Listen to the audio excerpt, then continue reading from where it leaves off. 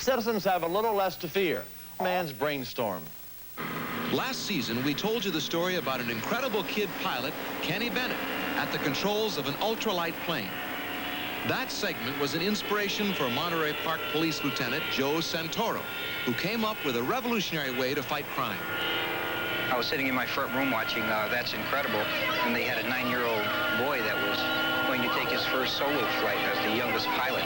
I mentioned to my wife that I thought it was an intriguing idea and that possibly we could use it in law enforcement because it was simple to operate and it looked like it was cost-effective.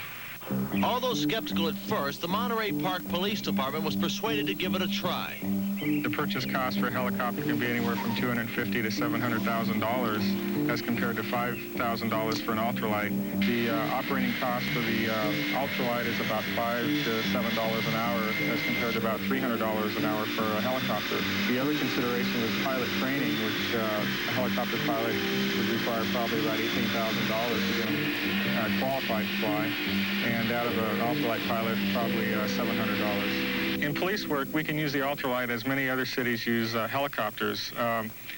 In the case of a burglary in progress, if a neighbor calls in giving a description of a suspect vehicle or whatnot to some house in their neighborhood, the ultralight can respond probably within minutes of the initial call, long before ground units can get there. Attention all units, 459 in progress, 447 Kingsford, 31 to handle, 35 and other units to assist. This is a dramatization of the ultralight patrol in action.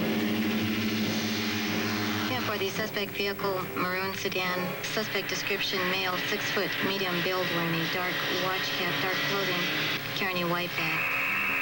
The ultralight's bird's eye view enables Sergeant Morosco to get a quick fix on the suspect's location.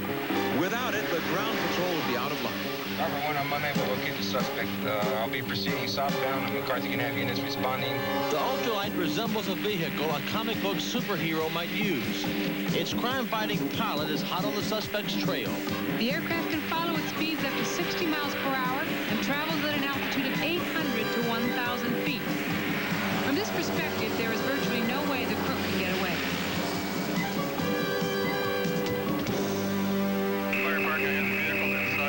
During this whole time, the ultralight pilot would have direct communication with the ground units and can direct them to the suspect's location. The suspect may not even know he's being followed. Officer Morosco now gets the ground units ready to close in on the suspect.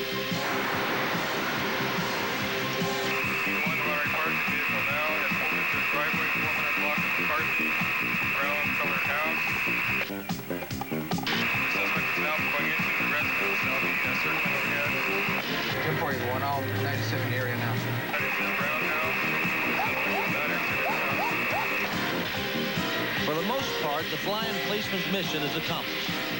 In nearby Los Angeles, the number of captured suspects and arrests has more than doubled since helicopters were introduced. Monterey Park expects the ultralight to do at least as well.